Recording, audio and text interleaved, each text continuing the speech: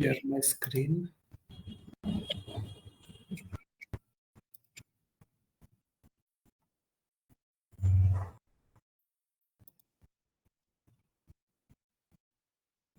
Yeah.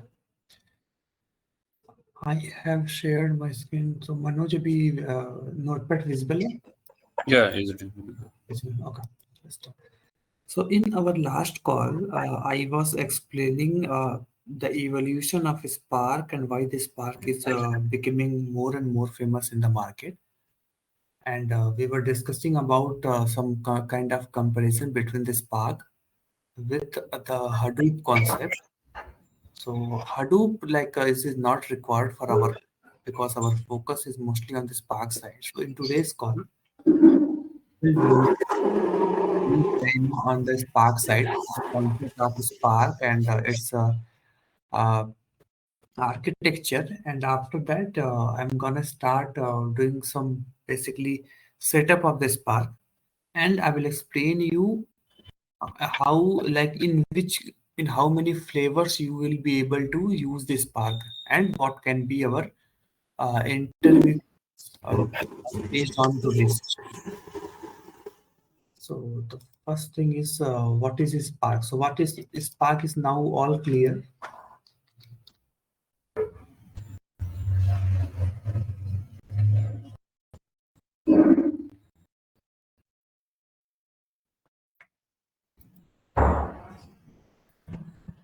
Apache Spark is a multi-language engine for executing data engineering, data science, and ML on single node machine or cluster.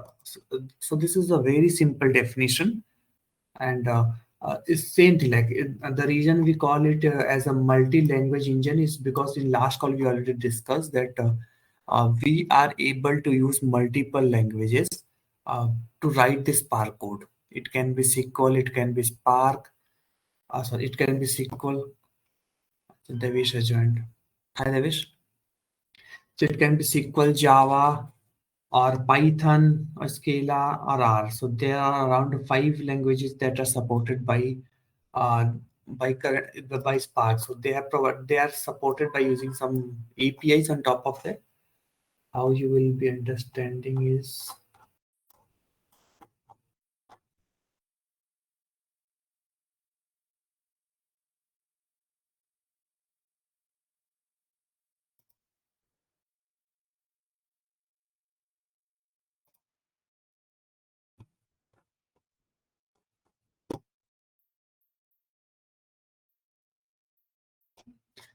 so the latest version in the industries that people are using is 3.5. But in most of the organizations, you will see Spark version 2.0 when they are using it with Scala, and Spark 3.0. Basically, from the three, now people are migrating and they have started using when they are using the PySpark and Scala. So it totally depends on organization. But you have to be very much prepared with version 3 uh, because version 3 is now getting used everywhere in the industries. Spark 2 अभी भी use होता है, but in where people are writing codes in Scala, maybe in some banking application, क्योंकि banking application जल्दी वो बहुत easily migrate नहीं करते कि उनके पास बहुत सारे हैवी एप्लीकेशंस रन हो रहे होते हैं. So it is not an easy way, तो इसलिए वहां पे दोनों जगह यूज होता है. प्लस हम कौन सा वर्जन यूज कर रहे हैं पाइथन का, इसके ऊपर भी डिपेंड करता है कि हम कौन सा वर्जन यूज करेंगे स्केला का. आई थिंक लास्ट वर्जन भी सपोर्टेड था ना, जो न्यू लाइब्रेरीज हैं यस, जो भी हैं. हाँ लाइब्रेरी, यस लाइब्रेरी सपोर्टेड है. अगर आप 3 पे आओगे, 3 से ऑलमोस्ट सारे लाइब्रेरी सपोर्ट होने लगते हैं. जो भी इवन इनका जो कैटलिस्ट है, जो इनका ऑप्टिमाइजेशन है, जो ऑटोमेटिकली स्पार्क ऑप्टिमाइज कर देता है ऑन द सीक्वल क्वेरीज, वो सारा कुछ सपोर्टेड है from the version 3.0 plus. So and ये ये 2 ही क्यों शो कर रहा है? लाइक डेप्रिकेट कर देता है क्या लास्ट वर्जन्स को? ये नहीं, इसके लिए जो थोड़ा back.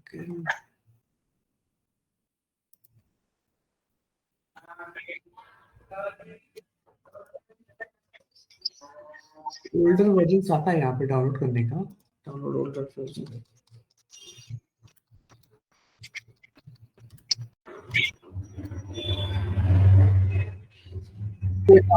Normally, we use Spark inside our Databricks. So inside the Databricks, you will always get an option to choose the previous versions as well. इनका वेबसाइट से इसलिए मे बी इन्होंने ऐसे रखा हुआ, सिर्फ 2 दिखा रहा है। ओल्डर वर्जन हम डाउनलोड कर सकते हैं, जाना पड़ता है। तो लाइक फॉर एग्जांपल अपन को पाई स्पार्क पढ़ना है, ठीक है, तो अपाचे स्पार्क का जो भी है, आई थिंक इंस्टॉलेशन वो मैंडेटरी है अगर अपन को पाई स्पार्क की लाइब्रेरी रन करनी है उसमें। अगर तुम लोकल सिस्टम पे करोगे तो वहाँ पे ना परफॉर्मेंस मिलता नहीं है। So normally what we have to do is we have to pick any of the cloud provider, maybe AWS or Azure. There, or we will be able to use this Spark very easily. Now, then we will not have to worry about the clusters configuration, how the cluster is running, what is our resource allocators. In our last call, I think I will explain it, no problem. Then I will show you. Even today we will do the setup of our Spark. Okay. How we will be able to use this Spark. क्योंकि मैं VS code में मैंने कुछ libraries इसकी करी थी, but चल ही नहीं रहा है मेरा उसमें। जावा का JDK उसको लाइक मिलता नहीं है, पाथ नहीं मिलता है, बट वो भी मैं सेट कर चुका हूँ। उस पे इतना लेने की जरूरत भी नहीं, इतना टेंशन, क्योंकि वो वे है ही नहीं यूज करने का। इवन तुम अगर किसी ऑर्गेनाइजेशन में जाओगे ना, तो कहीं पे भी तुम्हें लोकल सिस्टम पे कोई इंस्टॉलेशन नहीं होता है। They always give you a virtual machine और एनी VM, या इधर VM, और दे डायरेक्टली, और you have to directly write your code and push your code inside the GitHub. Then that GitHub will help you to execute your program. It will automatically run a pipeline in the backend. It will build your jar, and that jar file will be used for executing the program. अच्छा, और like जैसे interview perspective में for example life cycle तो नहीं पूछते कि ना spark कैसे रन करता है, एंड में क्या चलता है? सब पूछेंगे वो। अब वो पूछते हैं ना कि how you were writing your program, how you were executing it, when you were getting an error, then how you were debugging it, because it's not a kind of simple plain way of writing SQL queries that you got an error, then you got to see that error on your local machine only. Here we have our resource allocator running in the backend. So that resource allocator you will not be able to access from your local machine. ठीक है, हाँ, सो वो अभी हम cover करेंगे। तो अभी हम स्पार्क पे हैं। सो regarding the versions, so this is going to be your first questions of interview. They will ask like what versions of Spark have you used? Then you can say that I have used the Spark 2.0 plus and Spark 3.0, but currently we are using the Spark 3.0 versions. okay.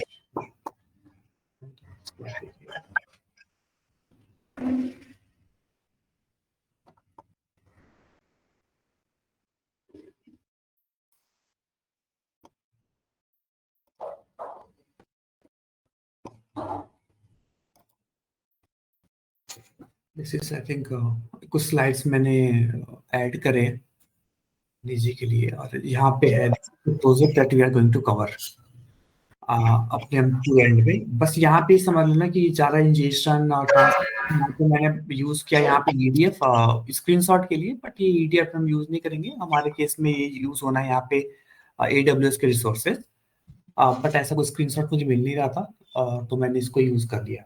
So I will explain you the project that we are going to cover, and then after that I will explain you the architecture of the Spark. So the project is basically we will be ingesting data from multiple sources in different formats. We will basically use 5 different formats to ingest the data. One is like CSV, another is text format, XML format, and JSON format. And in the JSON, I will use a plain JSON format, and I will use the nested JSON format. So that multiple source I will be connecting, and I will load the data into our ingestion layer. Ingestion layer is basically our data lake. So the data lake is right in our S3 bucket. So the moment we get our data into our S3 bucket, then after that we are going to write a Spark program. That Spark program will read the data from the raw. अनुराग, आपकी आवाज बीच बीच में थोड़ी थोड़ी break हो रही है ना, तो समझ नहीं आ रहा। आवाज ब्रेक हो रही है थोड़ी थोड़ी, या तो कुछ बैकग्राउंड नॉइज हो रहा है पीछे, मुझे ऐसा लग रहा है। ओके देवेश, ठीक है, चलता हूँ। First, we will load our data into our raw zone in the S3 bucket. Then after that, we are going to write a Spark program. That Spark program will read the data from the raw zone and it will apply the transformation logic or the business logic. That means even we will creating one business requirement document that ultimately what we have to apply the transformation. So after applying the transformation and running the Spark job, I am going to load the data again into our data lake. That will become our transform zone. And after loading the data, then again we will write another Spark job. That Spark job will aggregate the data and it will create a fact and dimension table. Then the data will finally be loaded into our final fact and dimension tables that will be consumed by the Power BI or any of the reporting tool. And this architecture, now if you will go in your interview, then they are going to ask you like what kind of architecture you were using in your data lake. So normally the answer is we always use a medallion architecture. We call it as a medallion architecture. Medallion architecture means we are loading data into three layers. First layer is normally we call it a raw zone or curated zone, and then last one is the consumption zone. But in term of Databricks, people also call it as a bronze layer, silver layer, and a gold layer. So that terminology will always be changing because it only depends on the organization, company-wise company. But what we have to understand is it is always going to be the 3 layer of ingestion in our data lake. So this is complete our data. अनुराग, मेरे पास कोई रो data है पहले, हाँ, फिर उसके बाद ये guess API है, फॉर एग्जांपल ये स्पार्क की एपीआई है क्या? यस। एंड ये मेरे डेटा को डेटा लेयर में लोड करेगी, डेटा लेक में। हाँ, मैं आपको बताता हूँ कैसे। डेटा एक बार आप हिंदी में समझाओ। अच्छा, हिंदी में बताता हूँ मैं। हाँ। सबसे पहले हमारे पास एक डेटा आया, जैसे कि कोई भी डेटा हो गया कि मान लो हमारे पास कस्टमर का डेटा आ गया जेसन फॉर्मेट में, ओनली जेसन या और कुछ भी चल सकते हैं? मैं चारों फॉर्मेट लूंगा, जेसन मतलब मैं तो मल्टीपल फॉर्मेट लूंगा, सीएसवी, टेक्स्ट, जेसन में भी नेस्टेड जेसन, क्योंकि वो पूछते हैं कि तुमने जेसन फॉर्मेट को कैसे बेसिकली उसको एक्सप्लोर किया था, की एंड पेयर्स कैसे पिक किया था, तो मैं सारा यूज करूंगा। तो मान लो सबसे पहले मेरे पास टेक्स्ट फॉर्मेट में डेटा आया, कस्टमर डॉट टेक्स्ट फॉर्मेट, ये मेरे पास डेटा है, मुझे इसको यूज करके और अपना स्पार्क को एग्जीक्यूट करना है। मैंने डेटा लोड होकर आ गया एडीएलएस, हमारे मतलब बेसिकली हमारे डेटा लेक में आ गया। डेटा लेक में हमारे पास 3 लेयर्स होते हैं ये प्रोजेक्ट्स में। पहला एक लेयर होता है that is our raw layer, ठीक है। नेक्स्ट लेयर जाता है, we call it as a curated layer. Curated, हाँ, क्यूरेटेड। और फाइनल लेयर होता है कंजम्पशन। ये थोड़ा स्टैंडर्ड टर्म है, अगर इजी वे में आपको बताता हूँ। कंजम्पशन इजी वे में लोग क्या बोलते हैं कि इसको बोल देते हैं सीधा ब्रॉन्ज, और इसको बोल देते हैं सिल्वर, और इसको बोल देते हैं गोल्ड लेयर। मतलब अनुराग, पहले रो डेटा था मेरे पास and curated, I think meaning उसका बैठ रहा है कि उसको मैनिपुलेट करा गया है क्या यहाँ पे? यहाँ पे हम अप्लाई करते हैं बिजनेस लॉजिक। वो कैसे करते हैं अभी मैं एक एग्जांपल लेके बताऊंगा। अभी मैं आपको ओवरऑल बता देता हूँ ना ऊपर से, फिर मैं एक फाइल पिक करूंगा अभी कस्टमर को, और फिर मैं इसको तीनों बताऊंगा कैसे कैसे इंस्टॉल करते हैं, ठीक है? ठीक है। हाँ, तो मेरे पास एक कस्टमर डॉट टीएक्सटी आया,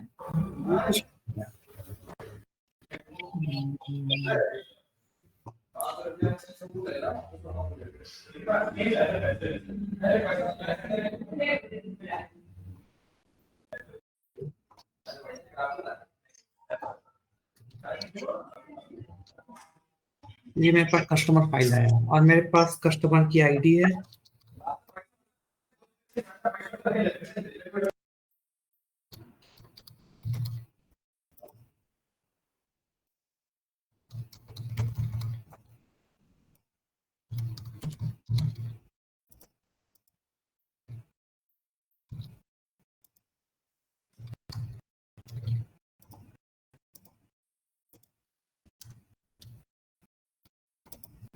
कोई ना कोई डेटा भी पड़ा ही होगा, देखता हूँ।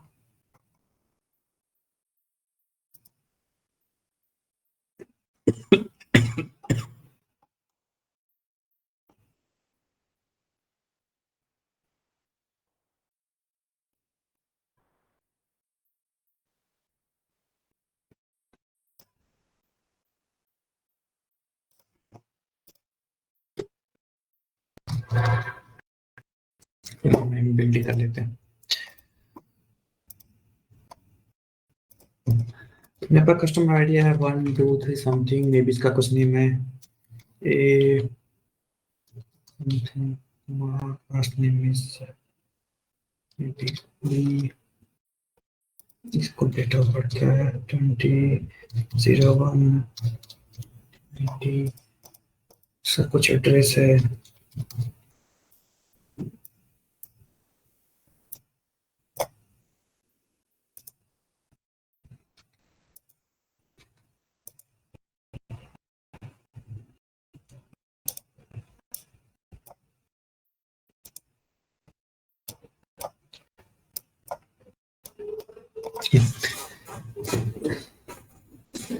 ये मेरे पास फाइल है।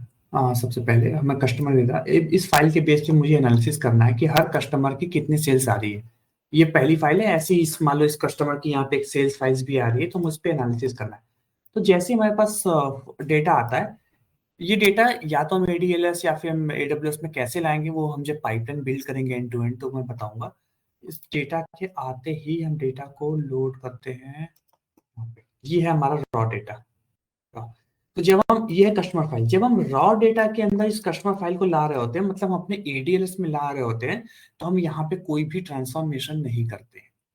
इंटरव्यू में पूछते हैं कि तुमने रॉ लेयर पे कौन सा ट्रांसफॉर्मेशन किया है, तो हमारा सबसे पहला आंसर होता है कि we don't do any kind of transformation, we just add some auditing columns. हम कुछ ऑडिटिंग कॉलम्स ऐड करते हैं। ऑडिटिंग कॉलम्स मतलब कि ये हमारी फाइल है। अब मैं इसको पूरा एज इट इज कॉपी कर लेता हूँ। यहाँ पे आया, इसको मैंने नेम दे दिया रॉ लेयर का डेटा।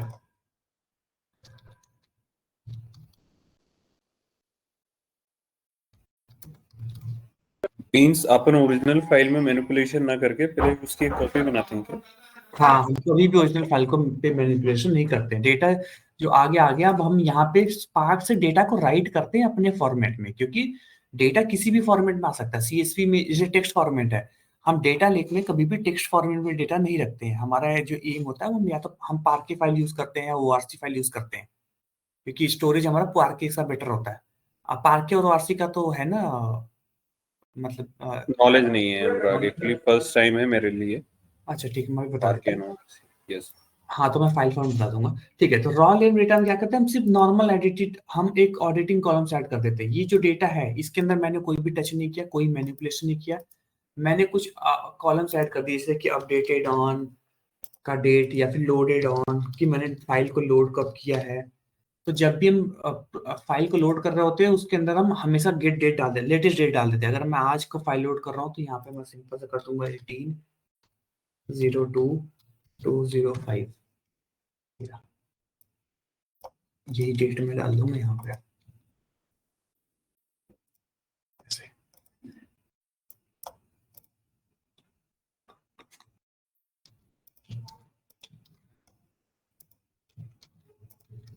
ये बनता है हमारा रॉ लेयर का डेटा।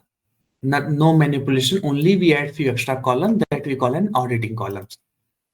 ठीक है, यहाँ पे हम इवन हाइड भी करते हैं। कोई PIA इन्फॉर्मेशन हो या कोई ऐसा इन्फॉर्मेशन हो जो हमें नहीं दिखाना। फॉर एग्जाम्पल, हमारे इस बंदे का आधार कार्ड आ रहा हो यहाँ पे, तो हम आधार कार्ड को यहीं पे हम डेटा को मास्क कर देते हैं कि किसी और को विजिबल ना हो, क्योंकि अब ये डेटा हमारे डेटा लेक में लोड हो रहा है, तो इसका एक्सेस ऑलमोस्ट हर डेवलपर के पास होगा।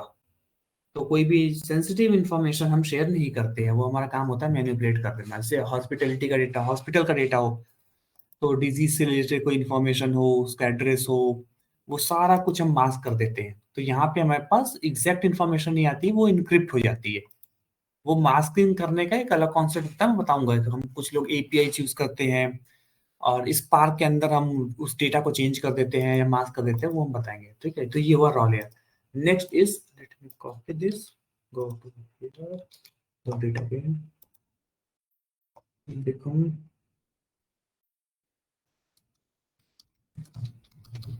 अब हम आते हैं क्यूरेटेड डेटा पे। अब क्यूरेटेड डेटा में हम बिजनेस के लॉजिक अप्लाई करते हैं। बिजनेस लॉजिक हमें देता है, मान लो हमने बिजनेस ने बोल दिया कि हमें ये 3 कॉलम नहीं चाहिए, we need a full name like this.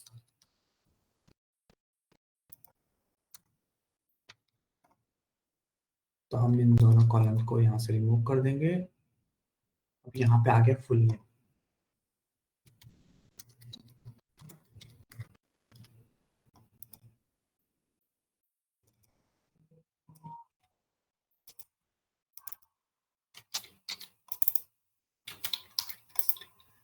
Business ने बोला कि या फिर ऐसे समझो कि यहाँ पे जो फॉर्मेट आ रहा था वो ये फॉर्मेट नहीं था, वो फॉर्मेट कुछ ऐसा था, समथिंग लाइक दिस, दिस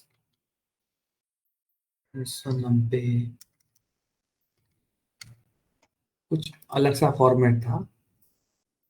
अब हमें ये फॉर्मेट में डेटा नहीं चाहिए हमारे, क्योंकि अब हम डेटा क्यूरेटेड, हम हमेशा अपने डेटा डेटा लेक में एक ही फॉर्मेट यूज करते हैं अपने डेटा का। तो मैं अब ये जो डेटा था इस फॉर्मेट से मैंने इसको चेंज कर दिया इस फॉर्मेट पे। ये सारा क्या हो रहा है, ट्रांसफॉर्मेशन हो रहा है।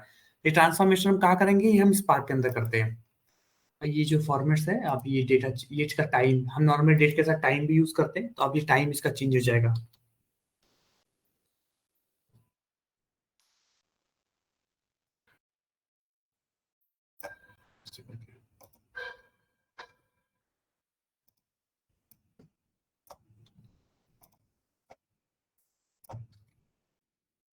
यहाँ पे जब ये हमारी जॉब एग्जीक्यूट हो रही थी, तो मान लो कि ये था 11:05 PM, ये हुआ क्यूरेटेड लेयर। ये होता है डिफरेंस। क्यूरेटेड लेयर के हम डेटा को एग्रीगेट कर देते हैं, मान लो कि यहाँ पे किसी कस्टमर का एक और इन्फॉर्मेशन होता, तो यहाँ पे उसका सिर्फ एक इन्फॉर्मेशन बनेगा, हमने उसको मर्ज कर दिया। फाइनल आता है हमारा कंजम्पशन लेयर।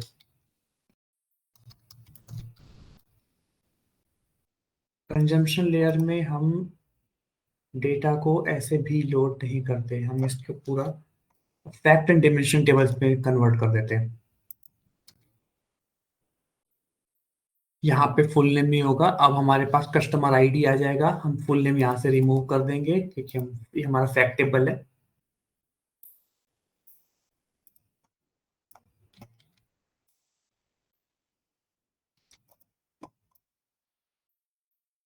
हम एड्रेस ऐसे नहीं करेंगे, क्योंकि इसका हम 2 टेबल्स बना लेते हैं। हमारे पास एक हो जाएगा फैक्ट टेबल,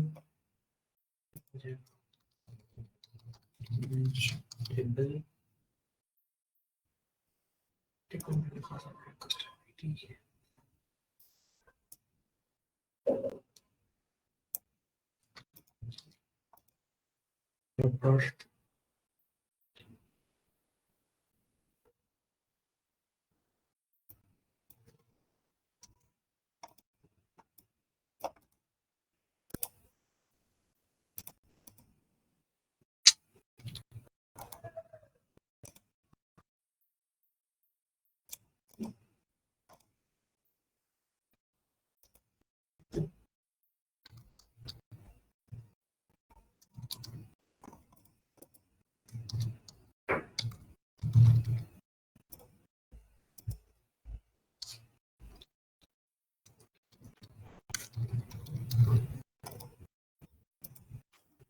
यहाँ पे ऐसे आ जाएगा। यहाँ पे इस कस्टमर का फुल नेम और रखते हैं। अनुराग, आपने जो ये फैक्ट टेबल एंड एक और डायमेंशन टेबल्स हैं, ये खुद से आपने नाम दिए हैं या ऐसे देने पड़ते हैं आपको? नहीं, ये ऐसी टेबल का नाम देना पड़ता है। अब जब हम अभी कॉन्सेप्ट पढ़ेंगे ना डेटा वेयर हाउसिंग का, तो वहां पे 2 टेबल्स आते हैं, फैक्ट टेबल्स और डायमेंशन टेबल। अब वो टेबल्स हम कैसे बनाते हैं, कैसे पॉपुलेट करते हैं, दोनों में डिफरेंस क्या होता है फैक्ट टेबल से डिमेंशन टेबल में, ये सारा कुछ इंटरव्यूज में पूछा जाता है। ये हमें समझना पड़ेगा क्योंकि जो डेटा मॉडलिंग होती है हमारी फाइनल कंजम्पशन लेयर की, वो अगर ये कॉन्सेप्ट क्लियर नहीं होगा तो तुम नहीं कर पाओगे। ठीक है, तो अभी मैं सिर्फ ये बता रहा हूँ कि डेटा कैसे चेंज होता है बिटवीन डिफरेंट लेयर्स। ये भी ये लो, अभी हम सब कुछ एक, जब हम प्रॉपर अपना प्रोजेक्ट बिल्ड करेंगे, स्टार्टिंग से ही हम प्रोजेक्ट बिल्ड करेंगे हर रोज, तो हर रोज हम डेटा को समझेंगे और उसके बेस पे एनालिसिस करेंगे, तब तुम्हें थोड़ा आइडिया आएगा। ठीक है, अभी आज की जो क्लास है हमारा, उसका एम सिर्फ यही है कि हमें ये समझना चाहिए कि हमारा कौन सा प्रोजेक्ट है और स्पार्क क्या है, उसका आर्किटेक्चर क्या है और हम उसको कैसे यूज करेंगे। ठीक है। क्या, तो ये होते हैं 3 लेयर। अब मैं आता हूँ वापस अपने प्रोजेक्ट पे। ये कस्टमर टेक्स्ट आया, कस्टमर टेक्स्ट को हमने सीधा सीधा लोड कर दिया बाय यूजिंग स्पार्क। हर जगह यहाँ पे स्पार्क चल रहा होगा हर लेयर पे, इनटू रॉ लेयर। फिर हमने एक और स्पार्क की जॉब एग्जीक्यूट करी, उस डेटा को हम क्यूरेटेड पे आए, एक और स्पार्क की जॉब चली, उसने डेटा को कंजम्पशन लेयर में लोड कर दिया। डेटा कैसा दिखता है, किस टाइप की मैनिपुलेशन होती है, वो मैंने आपको दिखा दिया। ये डेटा फाइनल आ गया। अब ये जो होता है ये हमारा कनेक्ट करता है from a reporting tool, power BI और कोई भी टैबलू और एनीथिंग, यहाँ से हम डेटा को रिप्रेजेंट करते हैं।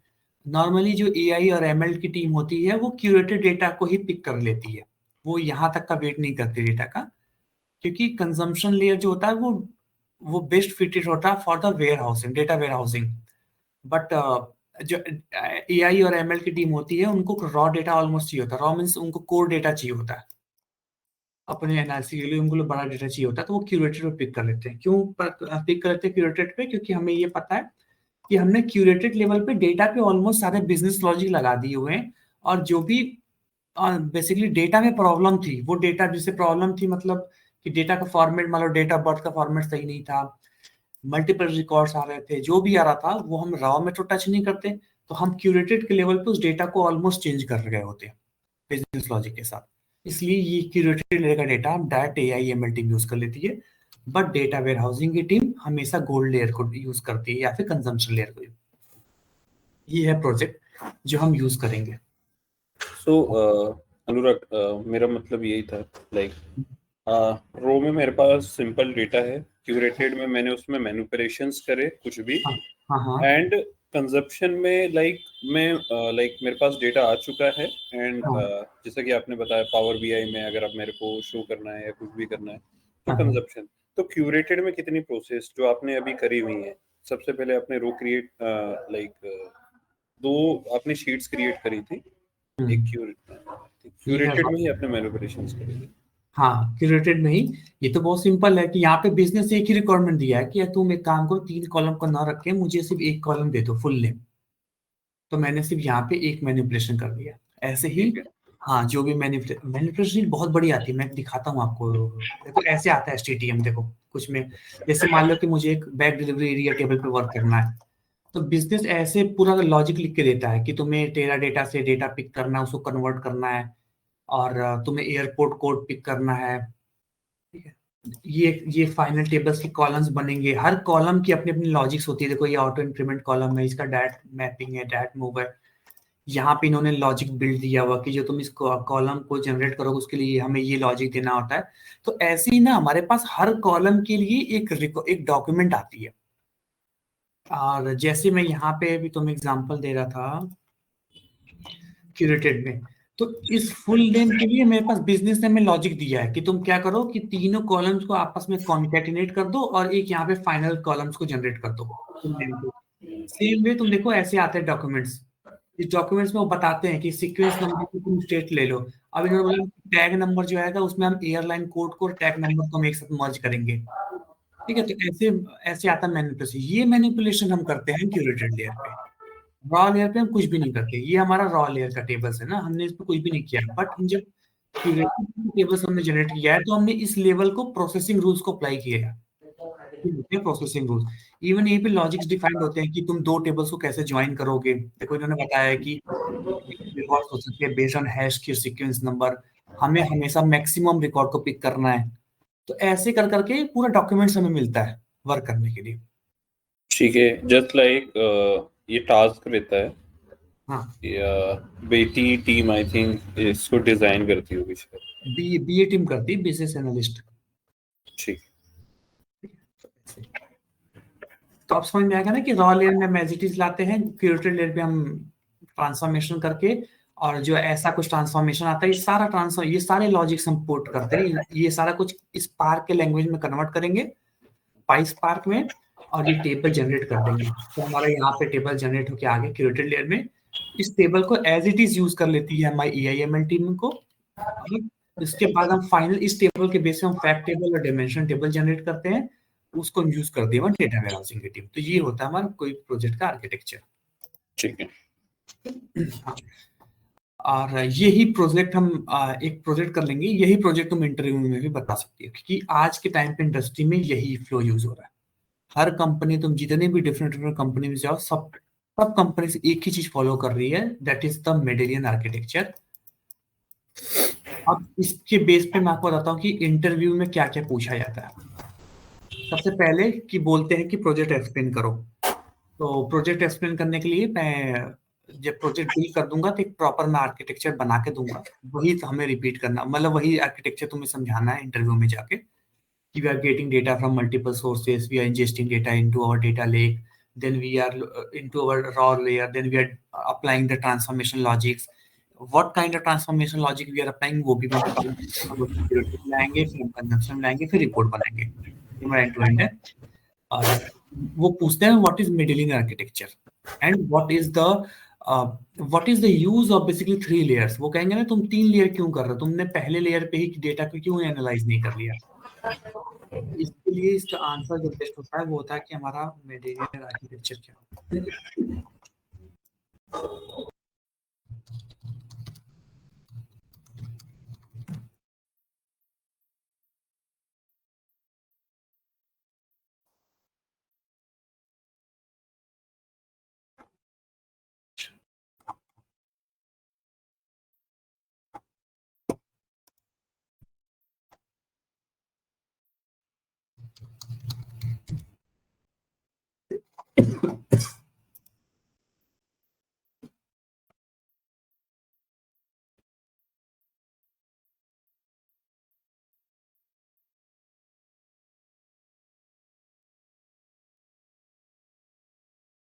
देखो ये है डिफरेंस।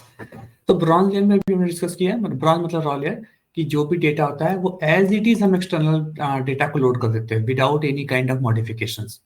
ठीक है। सिल्वर लेयर में हम क्या करते हैं, इसमें हम डेटा को मैच कराते हैं, इसमें हम मर्ज करेंगे, कंफर्म, क्लीन, बेसिकली क्लीन करते हैं। जो भी की बिजनेस एंटिटीज और कॉन्सेप्ट और ट्रांजेक्शन होते हैं, सारा कुछ हम यहाँ अप्लाई करते हैं सिल्वर लेयर पे। और इस ऐसा हम इसलिए करते हैं, हम क्यों टच नहीं करते रॉ लेयर को, बिकॉज डेटा बहुत हैवी साइज में आता है। हैवी साइज में समझो कि मान लो तुम किसी हेल्थ केयर कंपनी के लिए वर्क कर रहे हो, और उनका मोबाइल आर्किटेक्चर है। तो मान लो वर्क कर रहे हो फोर्टिस के लिए, फोर्टिस के अंदर पूरे दिन में इतने ब्रांचेस है, हर ब्रांचेस के पास, उनके पास कम से कम 1000 वेंडर्स होंगे। 1000 वेंडर्स के बेस पे इंश्योरेंस की कंपनी भी होगी। हर इंश्योरेंस की कंपनी, हर वेंडर्स अपने अपने एप्लीकेशन हर हर सेकंड पे डाल रहे होंगे फोर्टिस पे। मान लो कोई क्लेम आ गया किसी इंश्योरेंस कंपनी का, उसने अपना क्लेम डाल दिया, बजाज ने डाल दिया, वहीं पे उसने किसी और कंपनी ने डाल दिया। तो सेम इंफॉर्मेशन 100 हजार बेसिकली सोर्सेज से आ रहे होते हैं। कस्टमर का ही डेटा उनके पास, एक कस्टमर की फाइल नहीं आएगी, उनके पास 1000 कस्टमर की फाइल आती है हर सेकेंड। तो हमें एक सोर्स ऑफ ट्रूथ मेंटेन करना पड़ता है कि हमारे पास क्या डेटा आया था, नहीं तो हम अगर कोई भी इशू आगे डेटा में है तो मैं समझ ही नहीं पाएंगे, हम एनालाइज भी नहीं कर पाएंगे। इसलिए रॉ डेटा में हम एज इट इज डेटा को लोड कर देते हैं। मान लो कि पेशेंट का डेटा है, पेशेंट का डेटा आ गया है 5 सोर्सेज से, 5 हॉस्पिटल ने, मतलब 5 ब्रांचेस हैं फोर्टिस की, उन्होंने पांचों ने अपने अपने पेशेंट के डेटा को 1 मिनट में डाल दिया। तो हर हॉस्पिटल का अपना अपना पेशेंट डेटा होगा। तो रॉ के लेयर में हम क्या करते हैं, रॉ लेयर में हमारे पास 5 फाइल्स बनती हैं। एक फाइल हो जाएगा, दूसरा पेशेंट का फाइल हो जाएगा, तीसरा पेशेंट का फाइल हो जाएगा, चौथा हो जाएगा। और हर पेशेंट पे यहाँ पे हम नेम दे देते हैं कि सोर्स क्या था डेटा आने का। जब हम ऑडिटिंग कॉलम्स लगा रहे होंगे तो मैं यहीं पे डेटा ला दूंगा कि सोर्स क्या है। मान लो कि मेरे पास डेटा आया है इनके दिल्ली के ब्रांच से, ये वाला डेटा इनका आ गया है मान लो लखनऊ से। ये डेटा आ गया चेन्नई से, ये डेटा आ गया है पुणे से। हम यहाँ पे एज इट इज डेटा को लोड कर देंगे, बट जब जैसे ही हम क्यूरेटेड लेयर पे जाएंगे तो क्यूरेटेड लेयर पे हमारी एक ही टेबल बनती है। यहाँ पे हम 5 टेबल क्रिएट नहीं करेंगे, नहीं तो हमारी एनालिसिस ही नहीं हो पाएगी, इतने टेबल्स क्रिएट कर देंगे तो। यहाँ पे सिर्फ एक एक ही टेबल्स होता है, यहाँ पे हम सिर्फ उसके जो रिकॉर्ड्स होते हैं वो रिकॉर्ड्स इंक्रीज कर रहे होते हैं, ऐसे करके। ये भी यहाँ से इसका रिकॉर्ड भी आ गया, इसी के अंदर इसका भी रिकॉर्ड आ गया। और यहाँ पे हम फ्लैगिंग कर देते हैं, हमने यहाँ पे कॉलम ऐड कर दिया, फ्लैग कॉलम। फ्लैग से हमें ये आइडेंटिफिकेशन मिल जाता है कि ये डेटा चेन्नई का था, और ये डेटा जो मेरे पास आया है वो मे भी पुणे से आया होगा, तो मैं यहाँ पे पुणे कर दूंगा। तो ये वे होता है क्यूरेटेड लेयर में डेटा स्टोर करने का। इसलिए यहाँ पे बोला गया सिल्वर क्या होता है, सिल्वर में इसलिए हम क्लीन और कंफर्म डेटा करते हैं, हम डेटा को यहाँ पे क्लीन करके और मर्ज करके और किसी एक टेबल में लोड कर देते हैं। फाइनल आता है गोल्ड लेयर। गोल्ड लेयर में हम डेटा को चेंज करते हैं for the data warehousing, for the reporting purpose, क्योंकि रिपोर्टिंग पर्पस के लिए अपना अपना एक मॉडलिंग होता है। जब हम I think SQL SQL class भी नहीं होगी ना इन लोगों की, अभी तो सिर्फ पाइथन हुई है। हाँ, तो जब सिक्वल हम कवर करेंगे तो सिक्वल केस में क्या होता है कि मॉडलिंग होती है। मॉडलिंग मीन्स हम डेटा को कैसे स्टोर करते हैं अपने डेटा वेयर हाउसिंग में, वो कॉन्सेप्ट पे हम करते हैं, क्योंकि किस क्या फास्ट वे होता है डेटा को रिट्रीव करने का। और 2 टाइप के सर्वर होते हैं, OLTP सर्वर, OLAP सर्वर। उनका कॉन्सेप्ट के बेस पर उनकी मॉडलिंग होती है, तो वो सारा कुछ हम मैनेज करते हैं गोल्ड लेयर पे, क्योंकि डेटा हमारा कंज्यूम हो रहा है आगे। ये होगा हमारा नेक्स्ट क्वेश्चन कि what is material architecture and why we need 3 layers of injection. ठीक है, ये हो गया हमारा नेक्स्ट क्वेश्चन पूछते हैं इंटरव्यू में कि ये जो complete end to end flow है, ये कि यहाँ अलग जॉब है, यहाँ पे अलग जॉब है, यहाँ पे अलग जॉब है, वो सारा कुछ तुम ऑर्केस्ट्रेट कैसे करते थे? मान लो कि पहला जॉब फेल हो गया, या दूसरा जॉब फेल हो गया, या तीसरा जॉब फेल हो गया, तो वो जो फेल होता था तो तुम उसको कैसे मैनेज करते थे? तुम कैसे मेक श्योर करते थे कि जब जब फेल हो तो रिट्राई हो जाए, या फिर अगली जॉब रुक जाए अगर ये पिछला जॉब फेल हो गया तो, कि नहीं तो वो इनकम्प्लीट डेटा लोड कर देगा। तो इसके लिए हम AWS के अंदर स्टेप फंक्शन यूज करते हैं।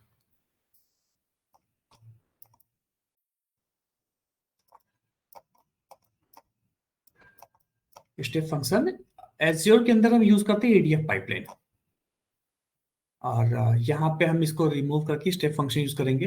वो जो आर्किटेक्चर मैं प्रोवाइड करूंगा इसको वहां पे हम लगा देंगे, तो ये वे होता है। This is called orchestration tool. Orchestration tool नाम से लगाना, ये ऑर्केस्ट्रेट करता है चीजों को, मतलब सारे फ्लोज कैसे कैसे ऑर्केस्ट्रेट होंगे, कैसे कैसे फ्लो होंगे और मूव कैसे होंगे, वो हमारा वर्क करता है ये ऑर्केस्ट्रेशन टूल। यहाँ पे अनुराग जो ट्रांसफॉर्म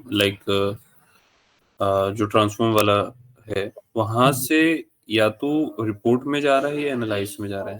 तो रिपोर्ट मतलब डेटा साइंस को जाता है, और एनालाइज के लिए ये कहाँ जाता है, मतलब एनालाइज अपन कहाँ यूज करते हैं? बेसिकली डेटा एनालिटिक्स में जाता है कहीं? नहीं, मैं बताया था ना कि तुम्हें ट्रांसफॉर्म मतलब क्यूरेटेड लेयर। क्यूरेटेड लेयर से डायरेक्ट हमारे पास AIML टीम के पास आ जाते हैं, तो वो एनालाइज करते हैं बहुत बार।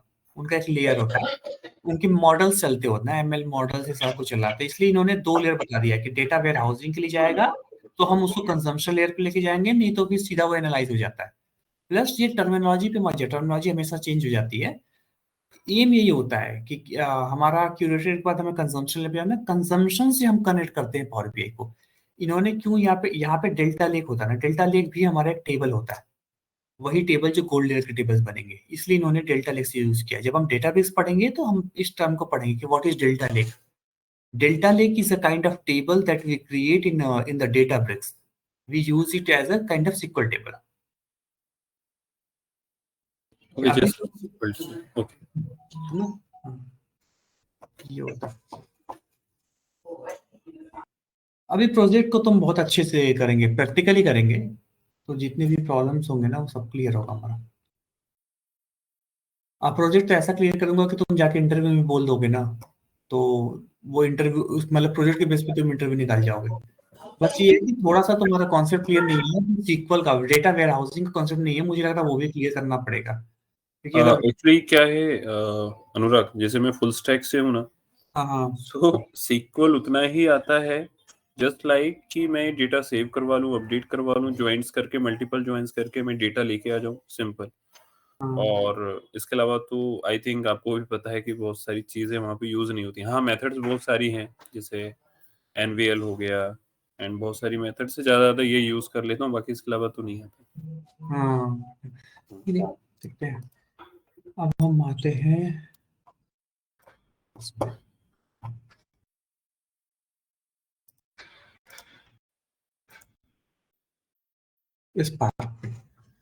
स्पार्क के आर्किटेक्चर पे कि how actually spark work. Same लेते हैं हम, मान लो कि हम सेल्स को इग्नोर करें, यहाँ पे हमारे पास कस्टमर डॉट की फाइल है जो हम अभी यूज कर रहे थे, कस्टमर डॉट टी की फाइल है। ये फाइल मेरे पास मान लो 6 GB की आती है, 6 GB की मेरे पास फाइल आई। 6 GB की फाइल आने के बाद क्या होता है कि स्पार्क क्या करता है कि पहले प्रोसेसिंग कर रही है ना, ये पार्टीशन करता है डेटा को। मान लो हमने डिफाइन कर रखा है कि तुम उसको 6 पार्ट में डिवाइड कर लो, तो बैकएंड में क्या करता है स्पार्क उसके 6 पार्टीशन क्रिएट कर देगा, 1-1 GB का, है ना। 6 पार्टीशन कर दिया, ये 6 पार्टीशन हो गए। ये हमें दिखता नहीं है, ये सारा काम स्पार्क कर रहा होता है बैकएंड में। रियल में हमारा डेटा चेंज नहीं होता है, वो सिर्फ काइंड ऑफ लॉजिकली वे कर देता है ताकि इस सारे पार्टीशन को अलग अलग सिस्टम पे वो लेके जाके और प्रोसेस फास्ट कर दे। एक ही फाइल से अगर प्रोसेस करेगा तो कोई पैरेलल प्रोसेसिंग नहीं रहा, तो वो टाइम टेकिंग प्रोसेस हो जाएगा। तो वो छोटे छोटे पार्ट्स में डिवाइड करके अलग अलग सिस्टम पे डेटा को ये प्रोसेस कर देता है। ऐसे स्पार्क वर्क करता है।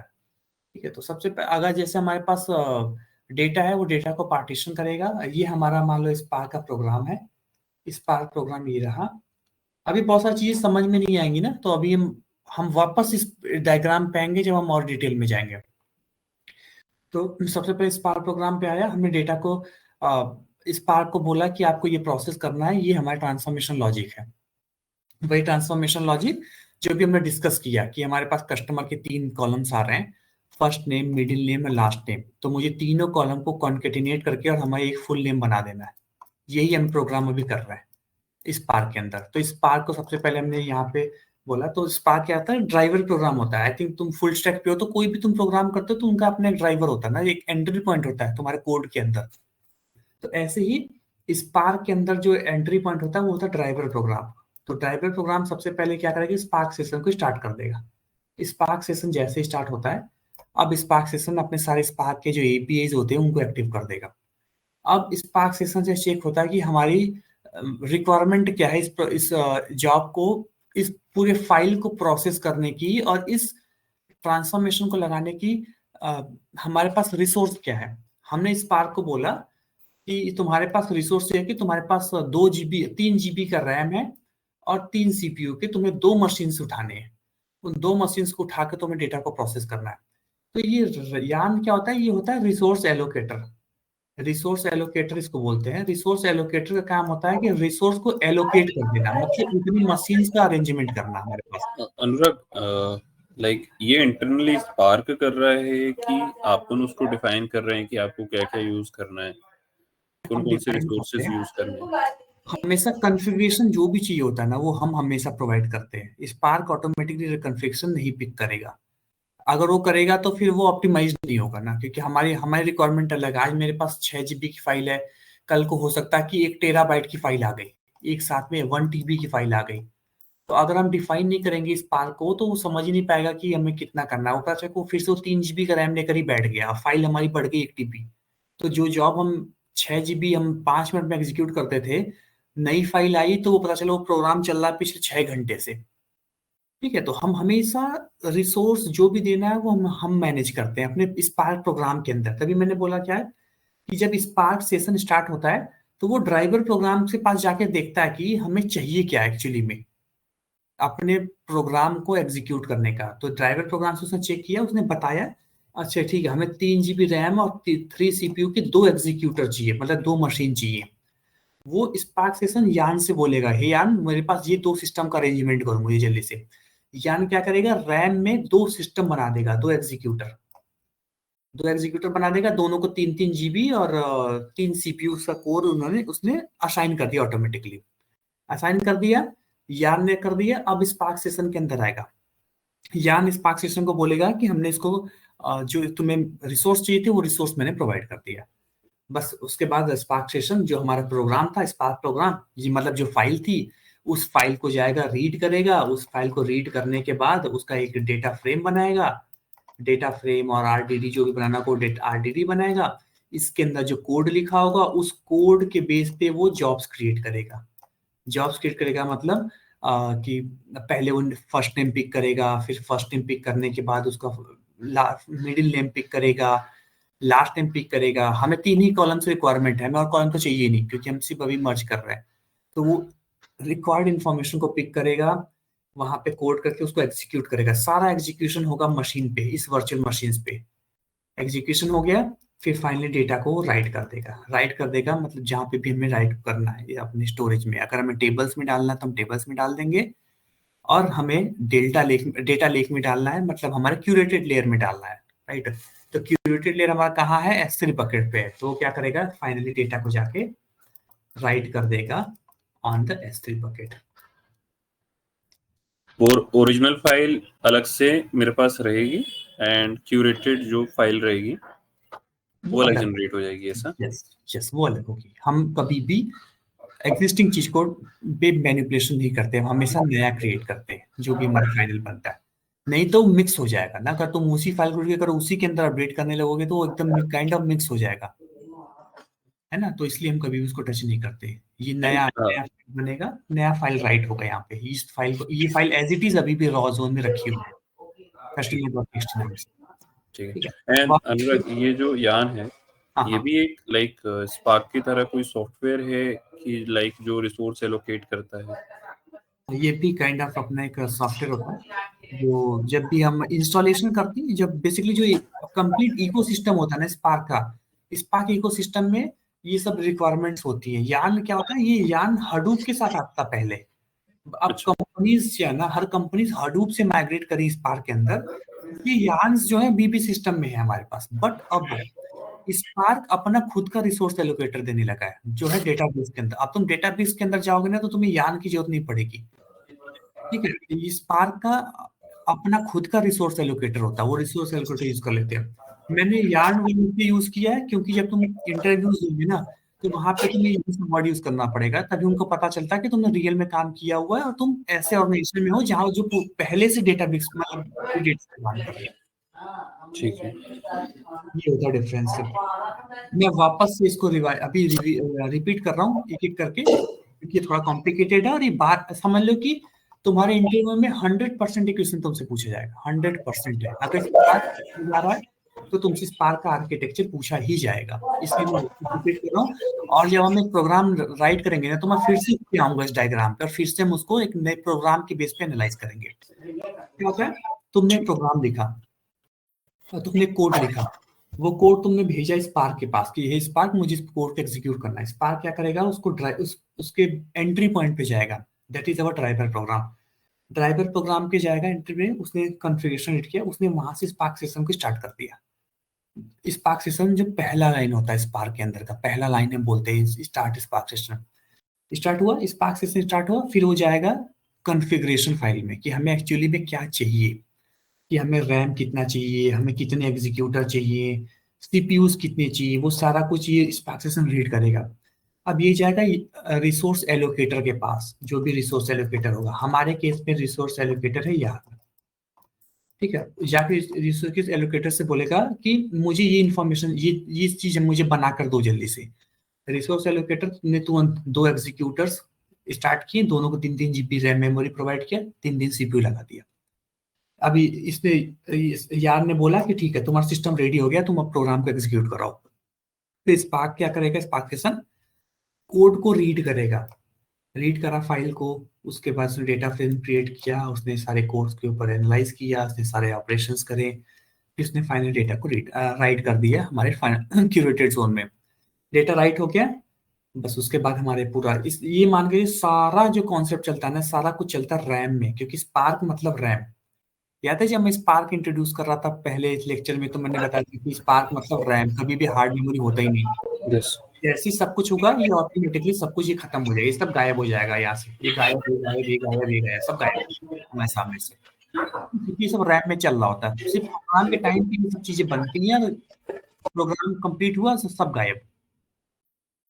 ठीक है, अब हमारे पास टोटल फ्री मेमोरी हो चुकी है, ऐसे चलता है इसको। Okay? ठीक है, अब हम आई थिंक अभी है हमारे तुम्हारे लोग पास टाइम है 10-15 मिनट, 1 मिनट देना मुझे कॉल आ रही है। अगर है तो मैं भी बता दूं। नहीं अनुराग, आई थिंक मेरे हिसाब से आज इतने ही रहने देते हैं, क्योंकि करीना भी नहीं है और शायद बहुत हेवी हो जाएगा और अपन पढ़ेंगे तो फिर। एंड मैं भी बोल रहा हूँ, हेलो,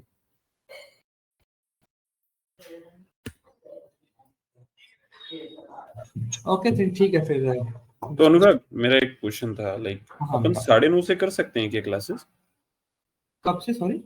9:30, लाइक अभी अपन 9 से रख रहे हैं। हाँ बिल्कुल कर सकते हैं, मेरी तो अच्छा है जितना लेट करोगे।